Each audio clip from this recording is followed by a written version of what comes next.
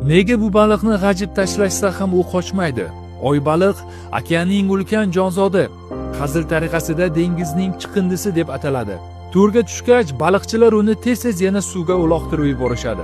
Og'irligi 1 tonna bo'lgan bu baliqda yaroqli go'shtning o'zi yo'q. Ularning go'shti parazitlar bilan zararlangan bo'ladi. Parazit turlari soni hatto 100 tagacha yetishi mumkin. Ammo nahotki bu baliqlar o'zlarini yaroqsiz deb bilib, yirtqichlarga tanasini burdalab ketishlariga yo'l qo'yib bersa?